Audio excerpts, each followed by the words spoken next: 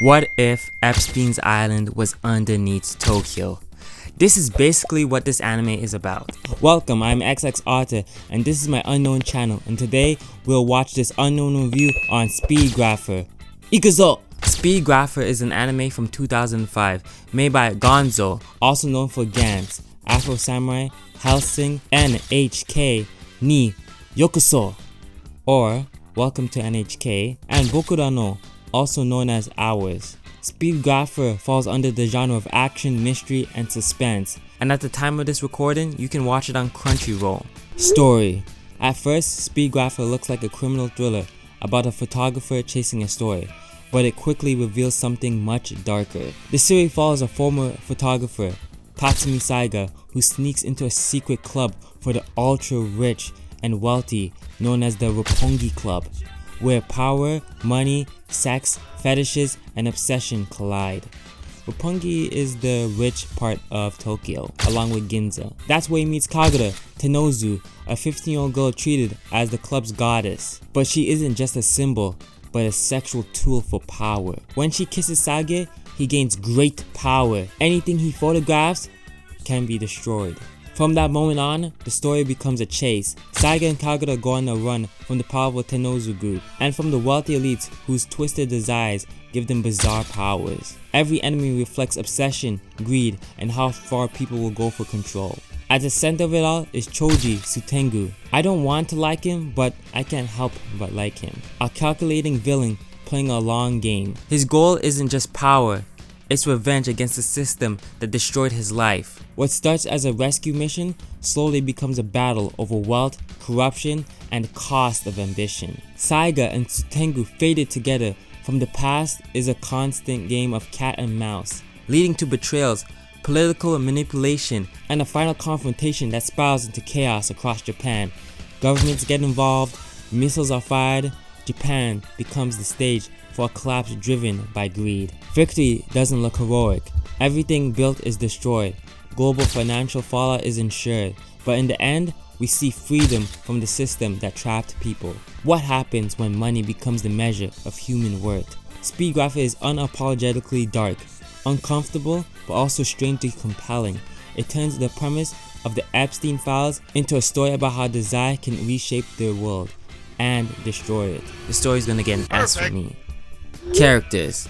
Let's talk about my favorite character, Suitengu. Now that might be a little controversial because he orchestrated like a sex trafficking ring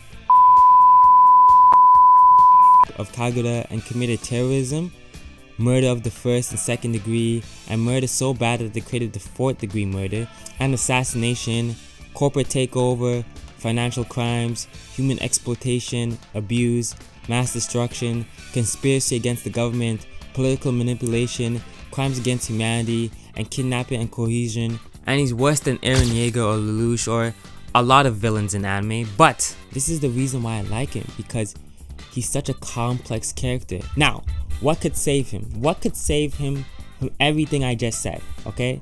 You're gonna have to find out and watch the anime, okay? But the reason he does everything in the story is to get revenge on the system that failed him. A system built on money and the backs of poor people, just like you. So to get back at the rich, he creates a way to blacklist the powerful and the rich, and then a way to crash the economy, all in the name of revenge. Maybe that's what Jeffrey Epstein was trying to do. Maybe he's trying to do what Luigi Majuni was trying to do, take down the lead, but to destroy greater evil, he had to become evil. Where Jeffrey and Luigi failed, Suitengu succeeds. I love that kind of ambition from a villain, to go so far and go so dark and to pull so deep into himself, to have such a long-term plan, and then he acts on it, and it actually happens. He doesn't fail like the others, but it actually happens. The villain wins.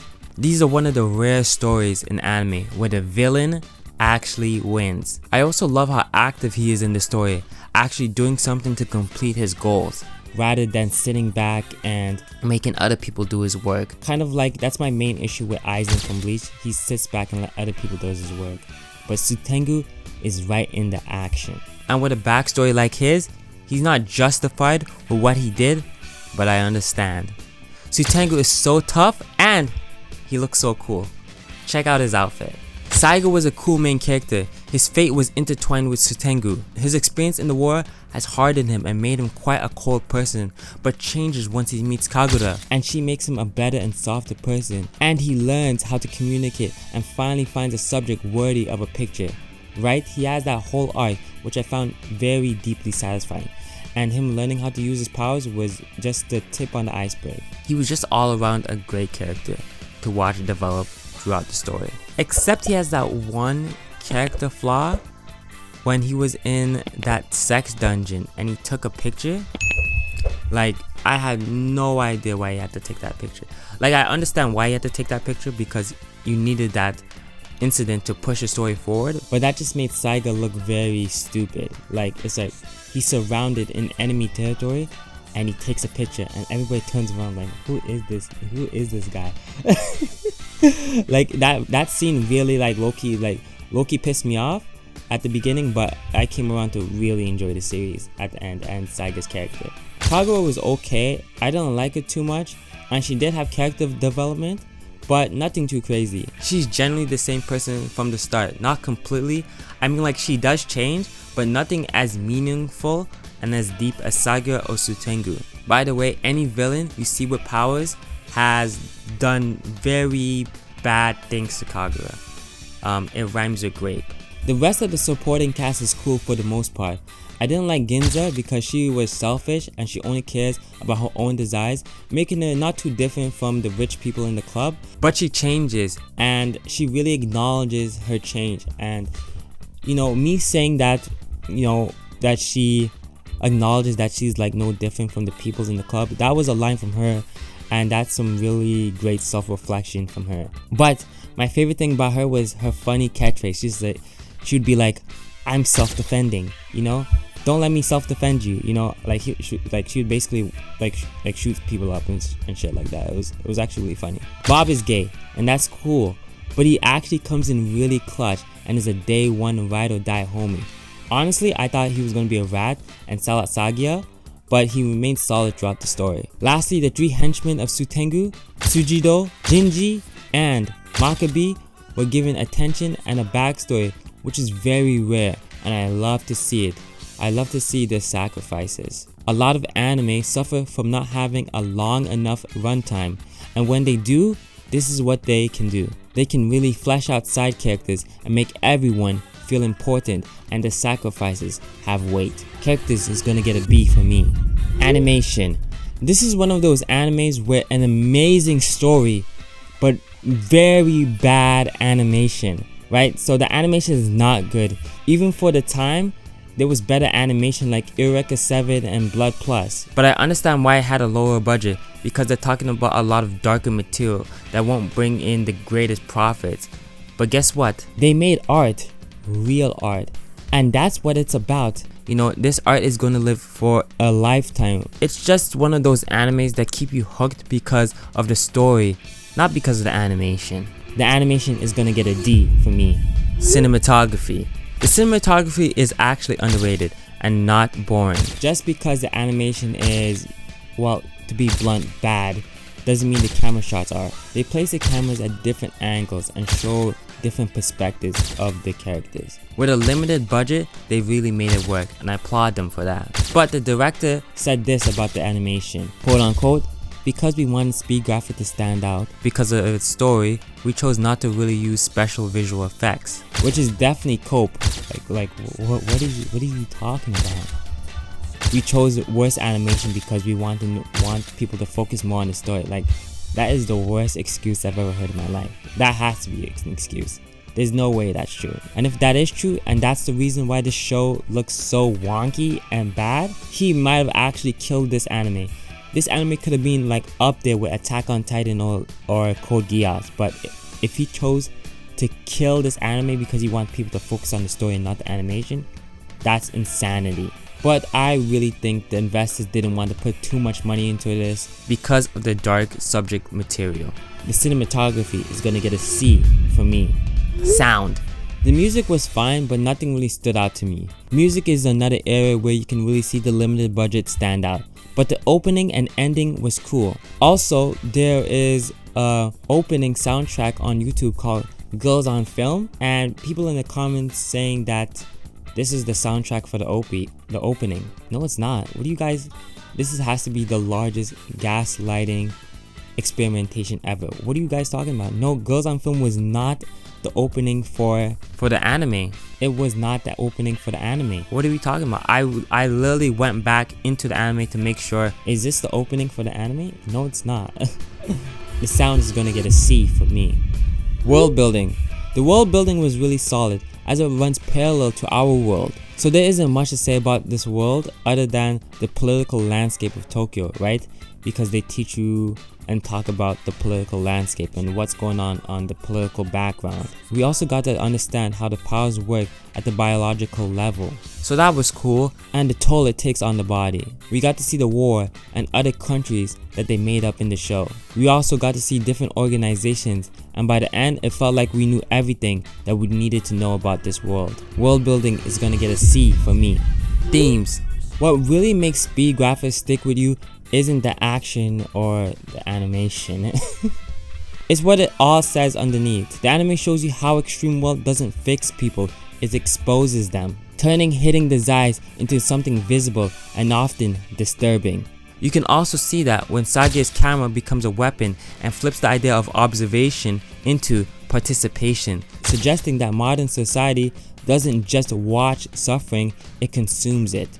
Kagura represents innocence treated like currency, a reminder that the systems built on profit will eventually exploit whatever is most vulnerable. But also that her and Saiga's love is pure and not corrupted by any sexual desires. Suitengu's role pushes things even further, framing him less as a simple villain and more as a product of a world where power and money create monsters rather than stopping them.